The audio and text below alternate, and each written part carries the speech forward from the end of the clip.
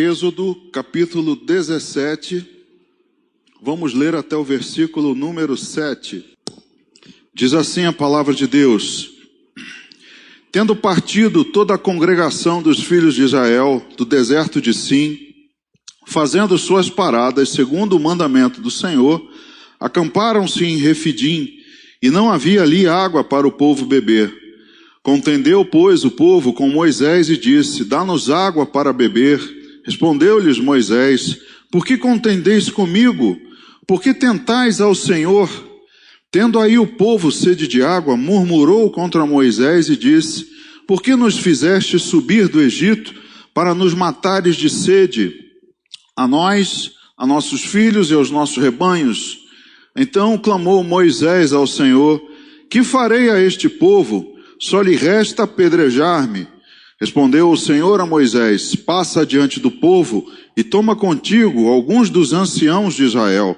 Leva contigo em mão o bordão com que feriste o rio e vai. Eis que estarei ali diante de ti sobre a rocha em Horebe.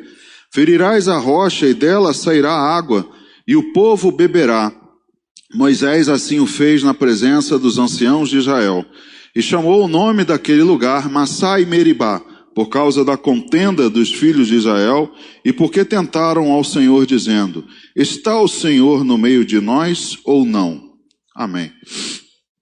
Pai, obrigado pelo privilégio de podermos ouvir a Tua voz pela segunda vez nesse dia, também com a mesma expectativa, com o mesmo desejo no nosso coração, de ouvir, Pai, os Teus ensinamentos, aquilo que o Senhor quer falar conosco, porque é o que precisamos. Não precisamos doutrinas, filosofias, massagem no nosso ego.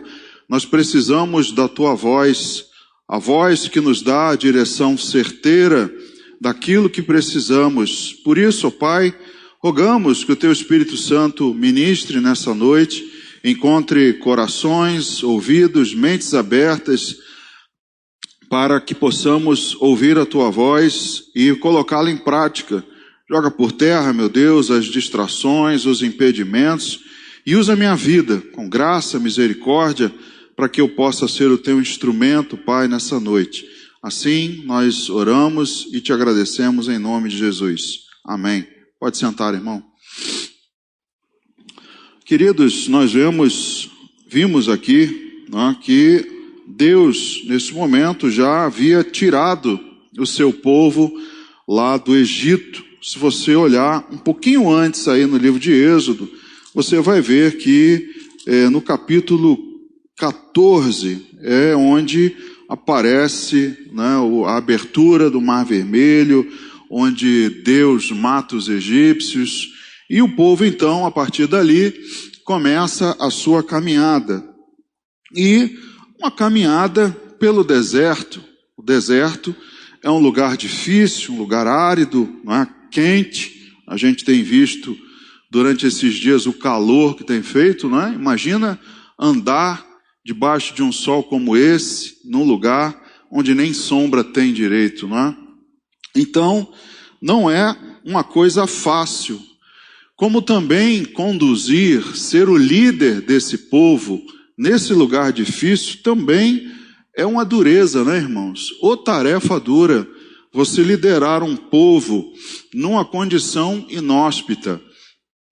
Fatalmente vai acontecer frustrações, fatalmente vão acontecer rebeldias, revoltas, porque as pessoas estão saindo de um lugar que, bem ou mal, elas tinham um teto, tinham comida, e vão andando ali com uma expectativa no coração, como é que vai ser daqui para frente, como é que vai ser, um certo medo no coração, o que é que nós vamos enfrentar, o que irá acontecer.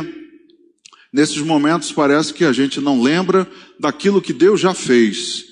Eles tiveram sinais de Deus abrindo o mar, derrotando as pragas do Egito, foram testemunhas oculares de sinais de Deus, mas mesmo assim, nesse momento, bate aquele medo, aquela expectativa, principalmente porque no meio do povo também foram, o chamado populacho, pessoas que não eram de Israel, não eram do povo de Deus, foram junto.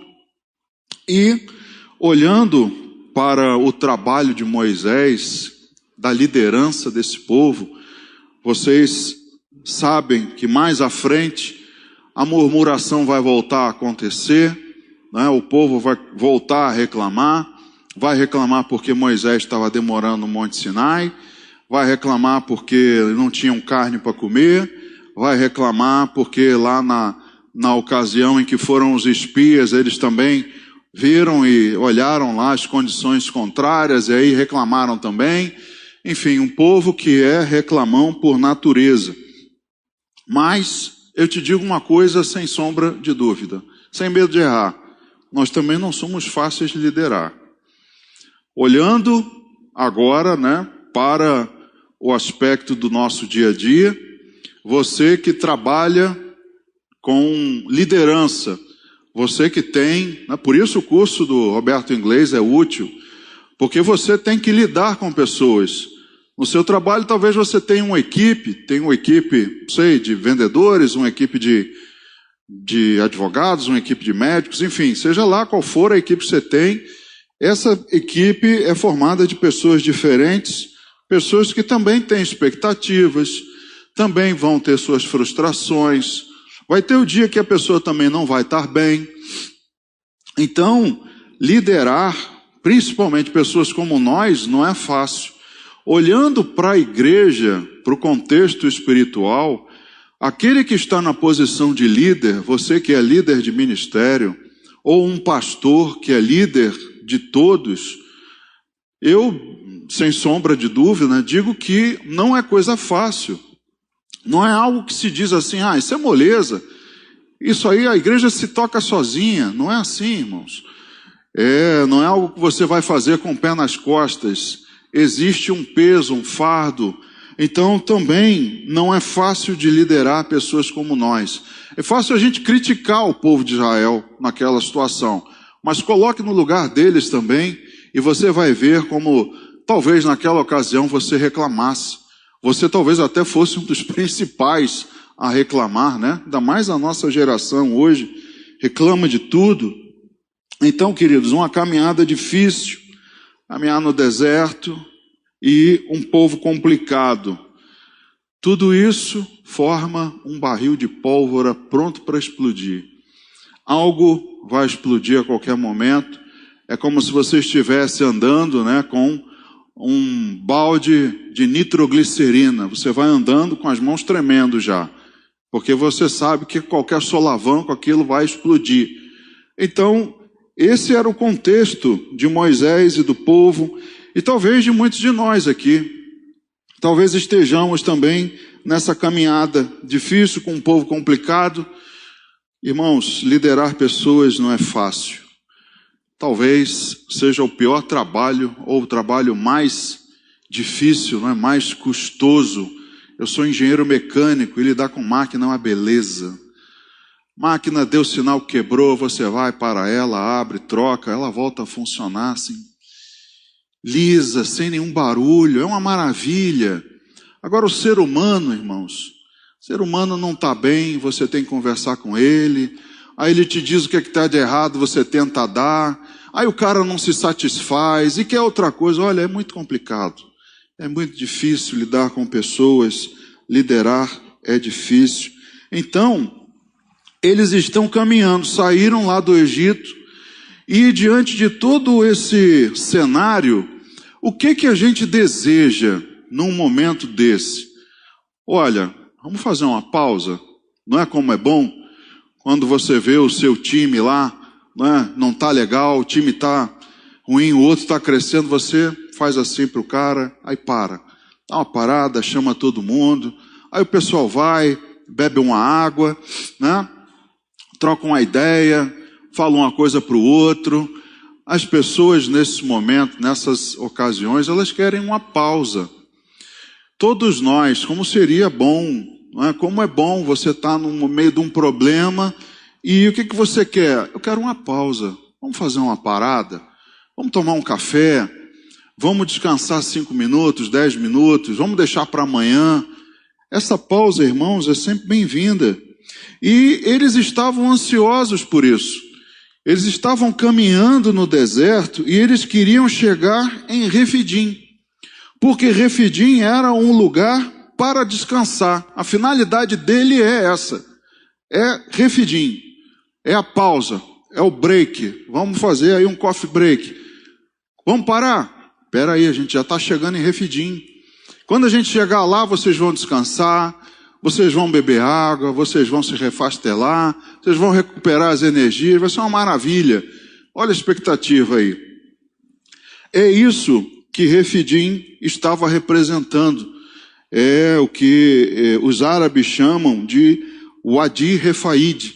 Se você olhar lá no Google Maps e procurar na península do Sinai, você vai encontrar ainda alguns Wadi, o Refaid não, mas alguns outros. Era um lugar que era meio como um oásis, era meio como um lugar de descanso mesmo. O significado é esse, descanso, parada, lugar para descansar. Então o povo estava com essa expectativa de parar para descansar. Um lugar onde deveria haver uma sombra, uma água fresca.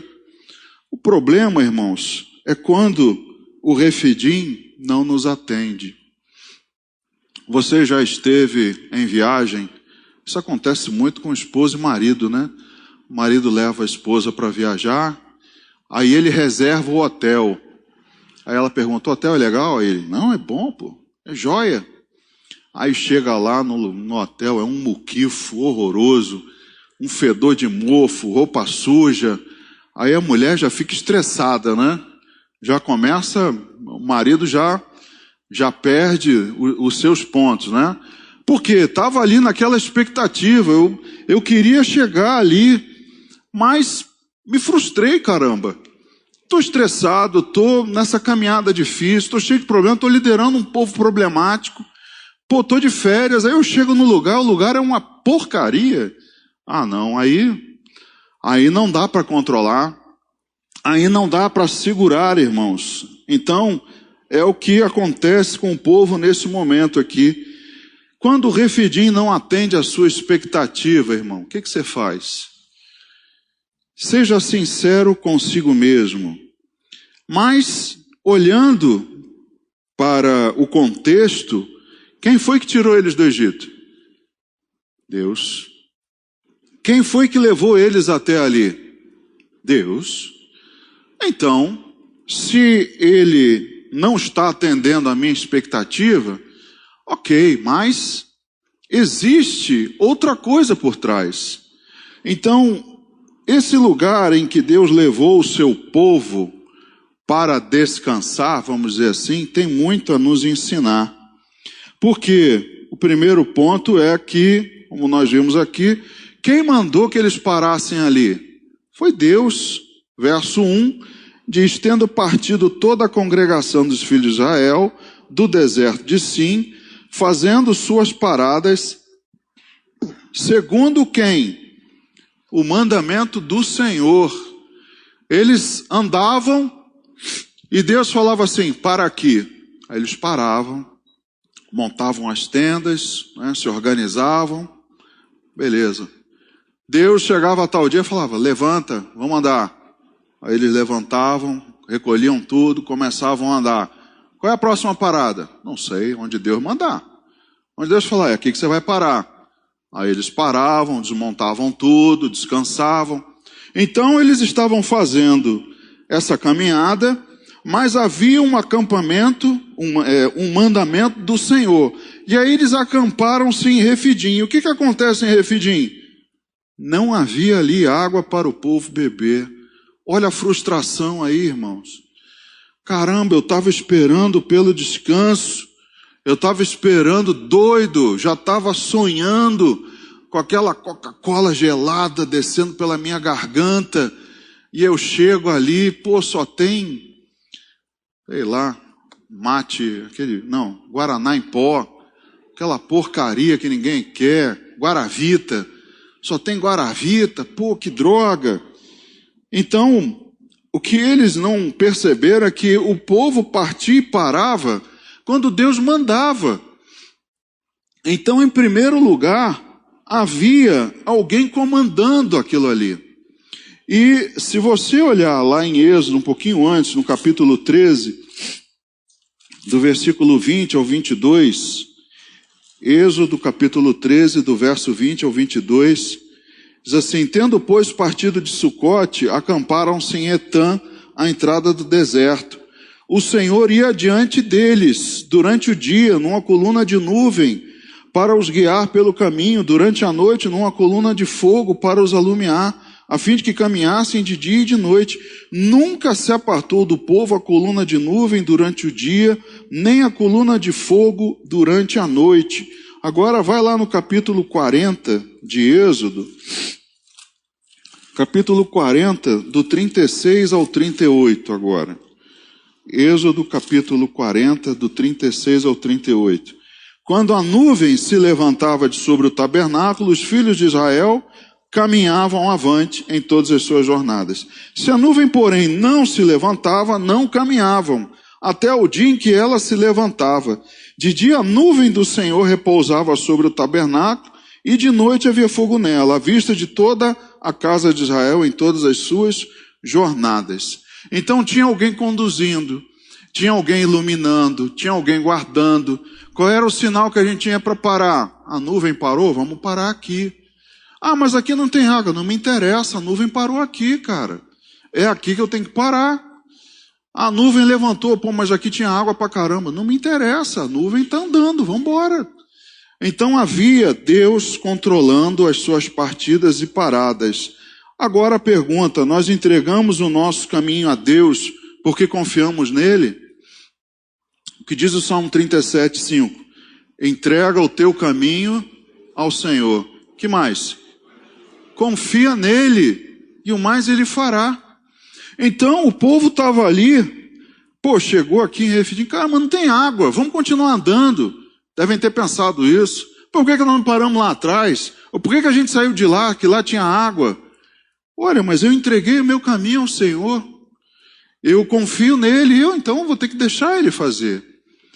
Eu tenho que aprender a depender de Deus. Então, esse episódio era para ensinar ao povo alguma coisa. E é para nós também, para nos ensinar muita coisa. Então, Deus é quem dirige o nosso caminho. Não somos nós. Não somos nós que decidimos onde parar, onde descansar, quando avançar ou quando não avançar. Abre lá no livro de Miqueias. Agora você vai demorar 2 horas para achar Miqueias. Está depois de Jonas, ajudou? Antes de Naum, também não ajudou, pastor? Miqueias capítulo 2, verso 13. Diz assim: subirá diante deles o que abre caminho. Eles romperão, entrarão pela porta e sairão por ela. E o seu rei irá diante deles. Sim, o Senhor à sua frente. Então Deus é quem tem que ir à frente. Se você quiser ir a outro lugar, Deus não está à sua frente.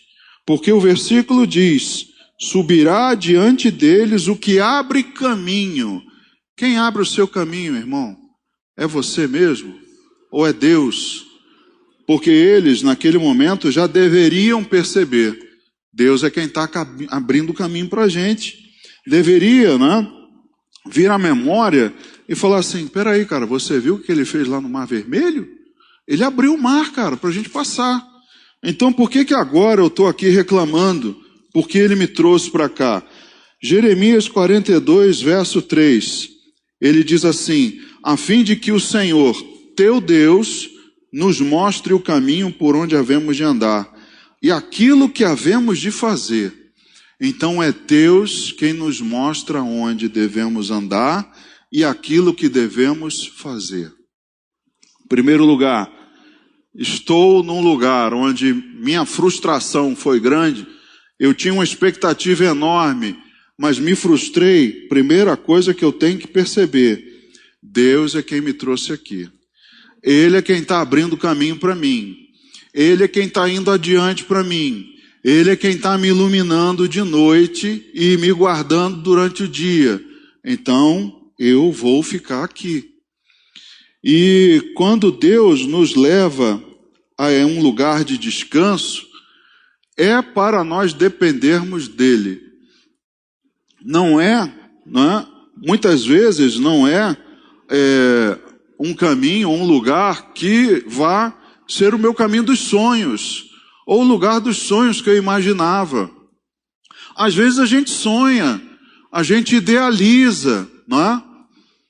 Muitos talvez antes de casar sonhavam em casar com um cara igual Brad Pitt, né? Mas hoje tem aí sei lá,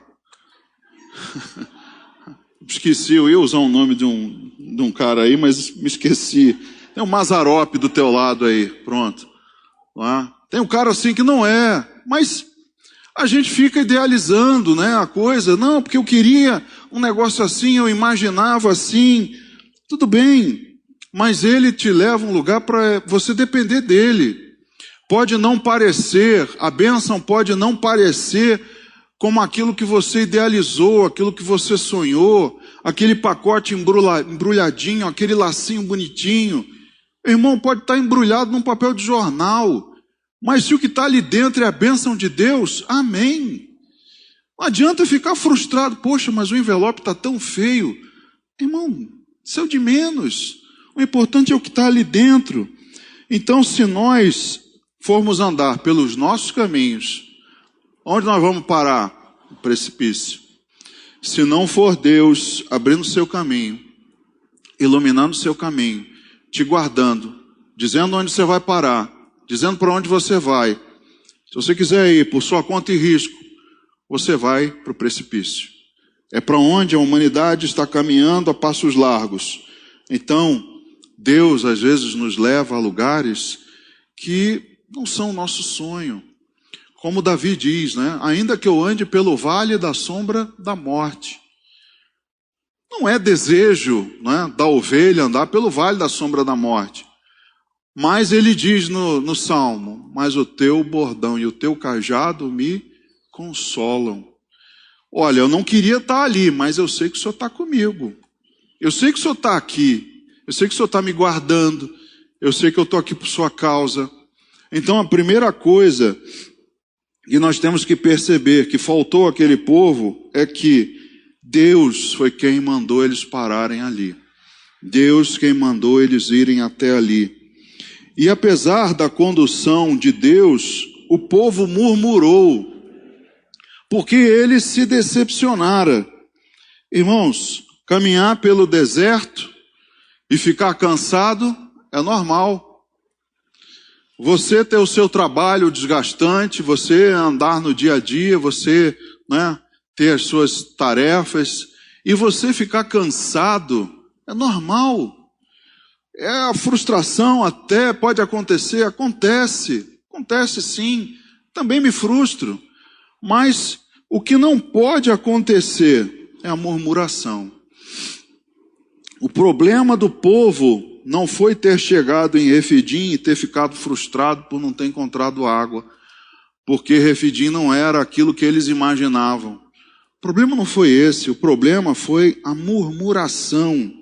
E o próprio Moisés diz isso no mesmo livro de Êxodo, um pouco antes.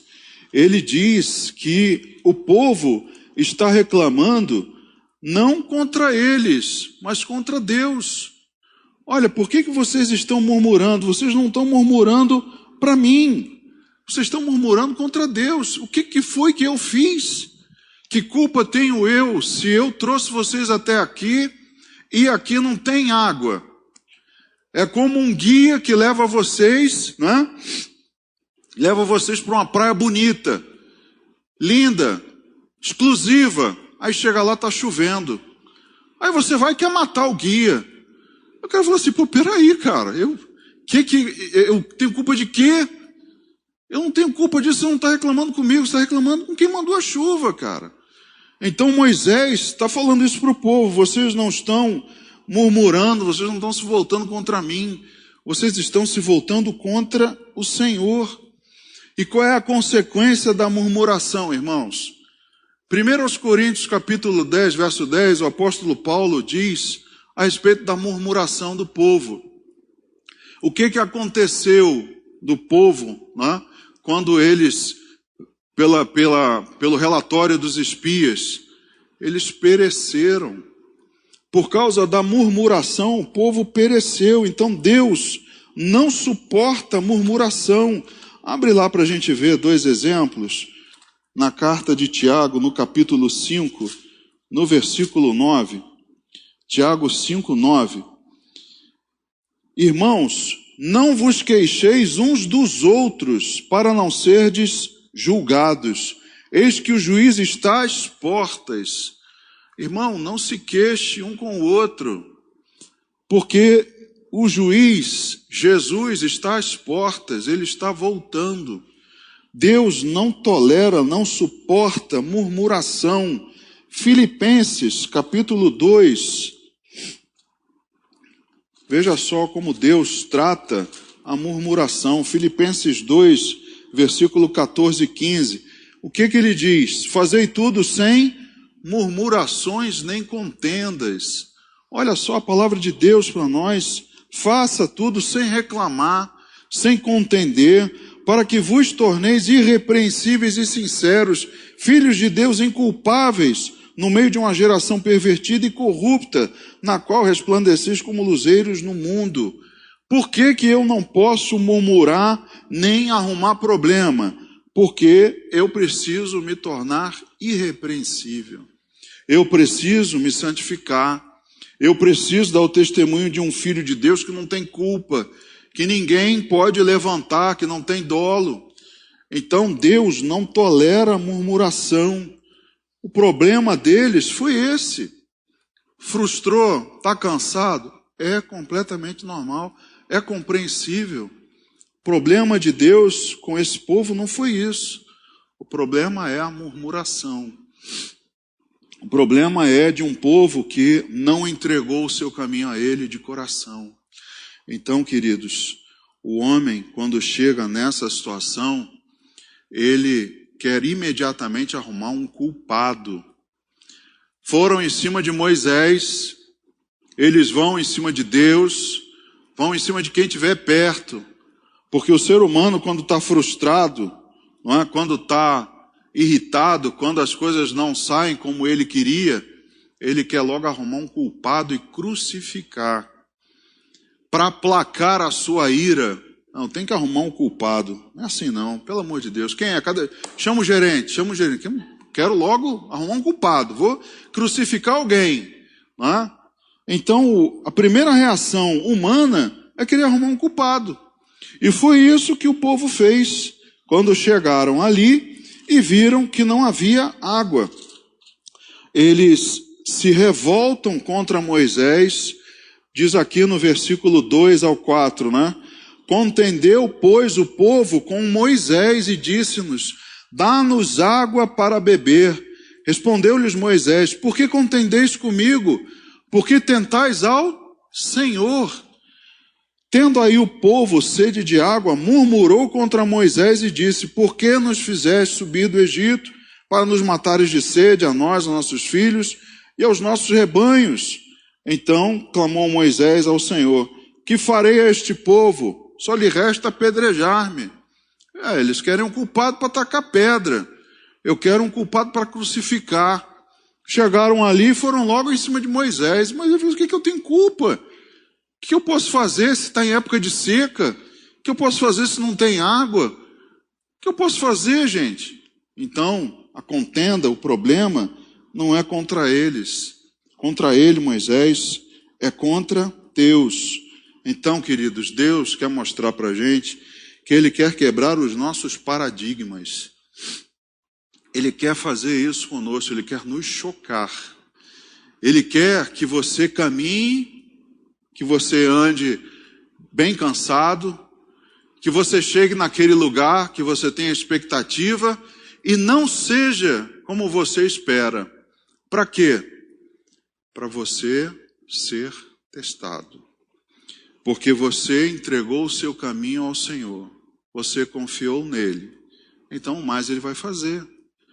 Então, Deus quer quebrar os nossos paradigmas. Porque se nós tivéssemos sempre a nossa expectativa atendida, irmãos, seríamos crianças mimadas, não estaríamos preparados para os desafios do mundo, que são cruéis.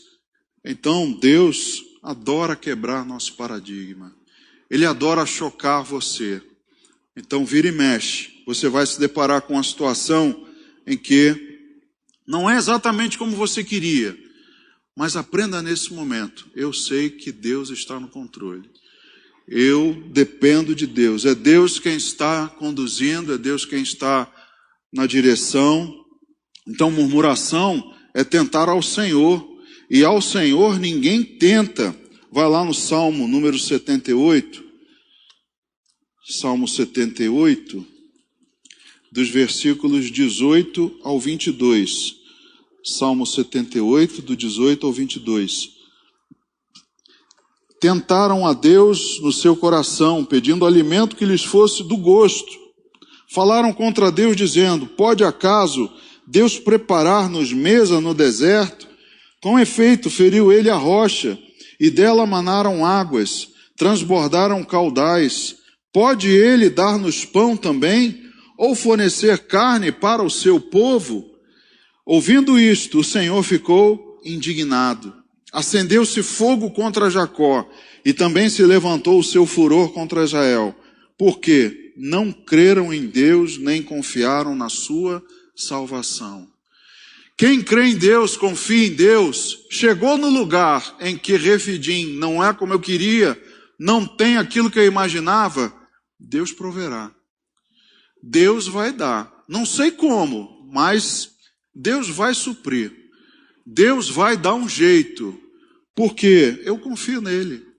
Ele é todo poderoso. Ele já fez maravilhas à vista dos meus olhos, então eu confio nele. Então, a verdade daquela passagem, quem estava sendo acusado, quem estava sendo tentado, era o Senhor. Se você olhar lá o verso número 7, diz assim: e chamou o nome daquele lugar Massá e Meribá, por causa da contenda dos filhos de Israel, e porque tentaram ao Senhor, dizendo: está o Senhor no meio de nós ou não? Ainda fazem essa pergunta. Olha só que ousadia. Deus está conosco ou não está?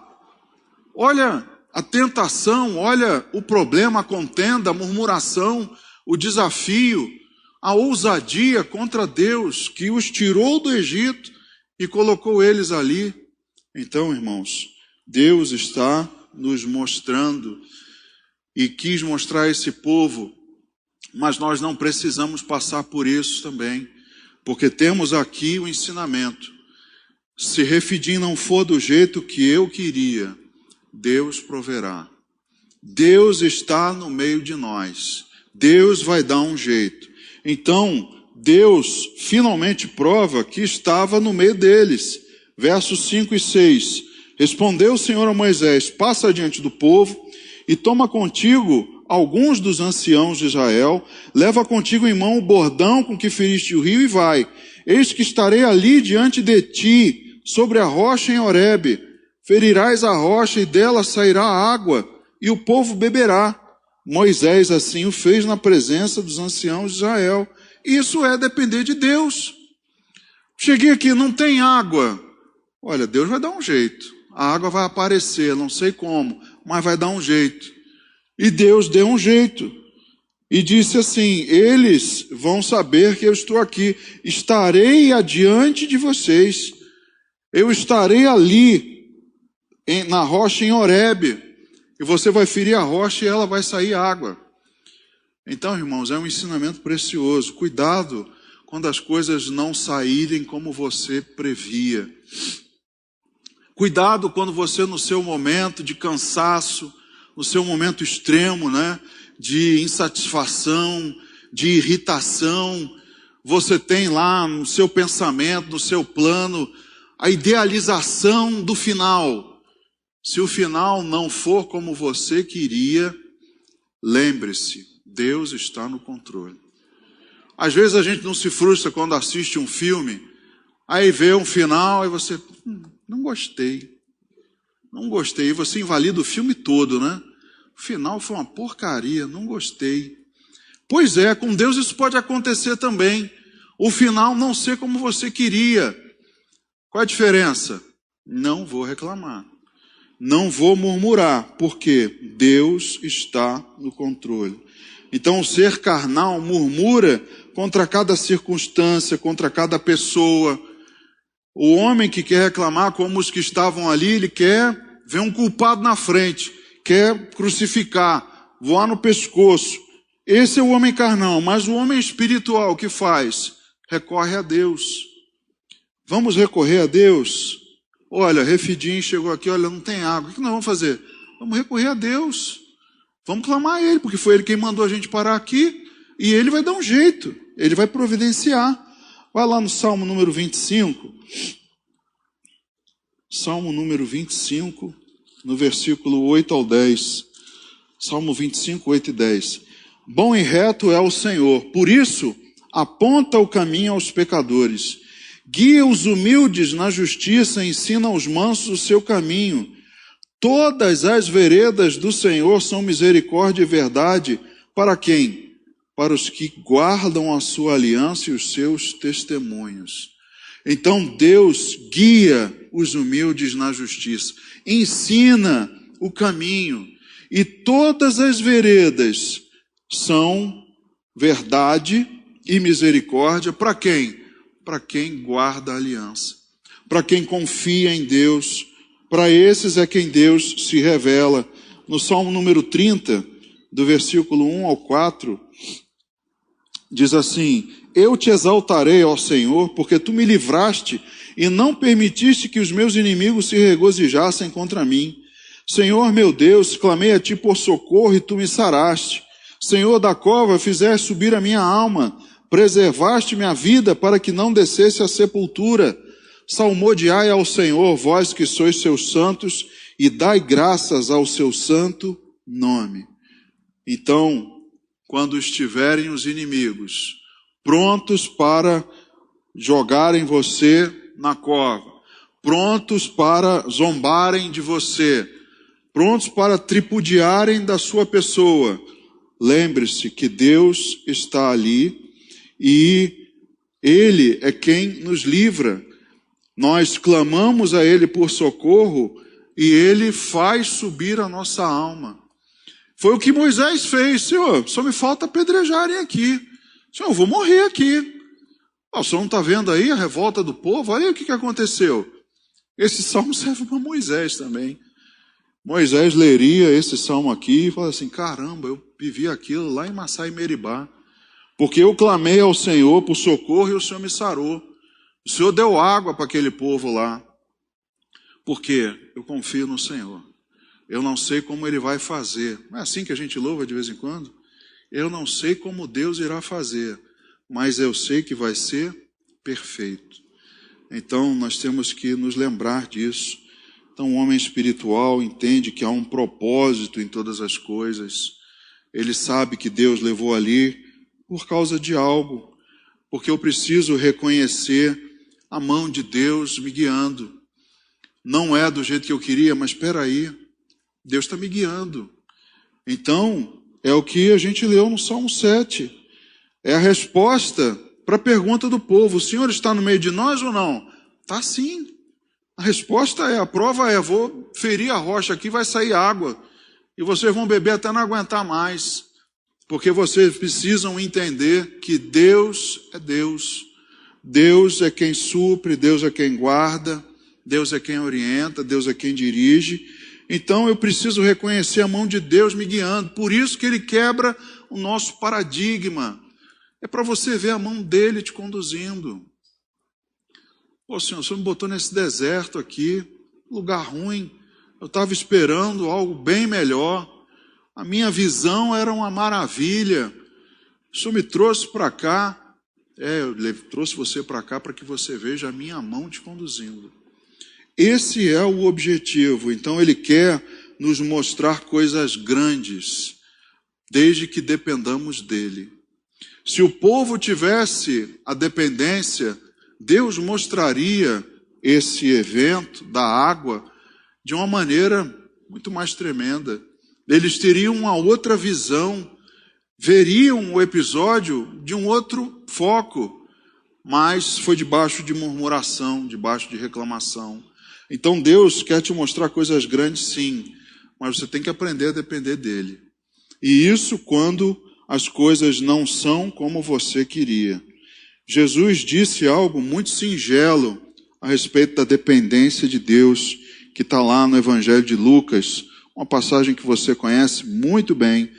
Abra lá em Lucas, no capítulo 12, dos versículos 27 ao 31, quando as pessoas, preocupadas a respeito do seu futuro, e Jesus diz a elas coisas lindas. Ele diz no 27, observai os lírios, eles não fiam nem tecem. Eu, contudo, vos afirmo que nem Salomão, em toda a sua glória, se vestiu como qualquer deles. Ora, se Deus veste assim a erva, que hoje está no campo e amanhã é lançada no forno, quanto mais tratando-se de vós, homens de pequena fé. Não andeis, pois, a indagar o que haveis de comer ou beber, e não vos entregueis a inquietações. Olha aí, refidim acontecendo. Porque os gentios de todo mundo é que procuram estas coisas, mas vosso Pai sabe que necessitais delas. Buscai antes de tudo o seu reino, e estas coisas vos serão acrescentadas. Olha aí Jesus dizendo, Deus não sabe que você precisa de água? Deus não sabe que você está cansado, que você está exausto, que você precisa de um tempo? Então não fica indagando, não fica perguntando, não fica murmurando. Ele sabe. Se ele sustenta os lírios, se ele sustenta toda a natureza, é que ele não vai sustentar de uma maneira muito maior, muito mais tremenda. Então, queridos, esse mesmo Refidim, que naquele momento o povo estava desconjurando, eu não sei se é desconjurando ou esconjurando, agora me falha a memória, mas esse mesmo lugar viria a ser um lugar de vitória para o povo de Deus. Se você ler nos versos de 8 ao 16, diz assim, então veio Amaleque e pelejou contra Israel aonde? Em Refidim. Olha aí.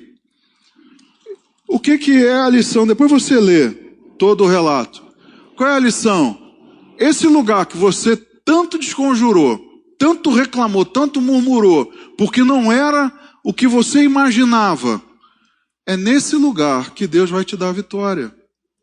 Foi exatamente ali, em Refidim, que Deus deu vitória ao povo contra os amalequitas. Então cuidado quando você reclamar. Cuidado quando a sua expectativa não for atendida.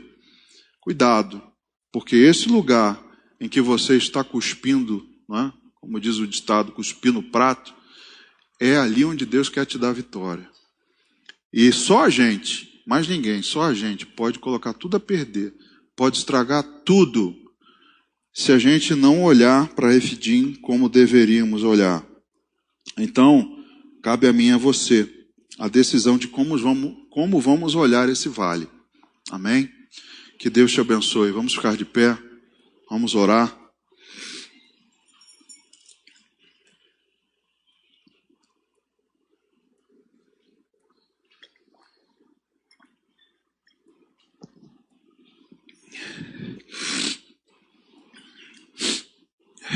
Senhor, nós queremos colocar diante de Ti, em primeiro lugar, a nossa vida, meu Deus, clamando por misericórdia, pedindo perdão, porque, Pai, quantas foram as vezes que nós andamos em meio a dificuldades, a tribulações, e tínhamos expectativas, meu Deus, tínhamos uma esperança, visualizávamos, meu Deus, um desfecho, mas o desfecho não foi como aguardávamos. E, ó Deus, se murmuramos, se algum de nós murmurou nesse momento, tem misericórdia de nós.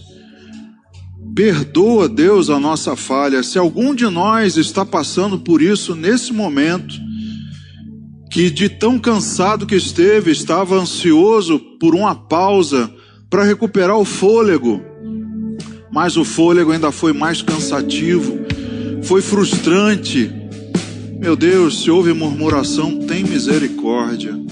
E mostra para todos nós que o Senhor é quem está no controle.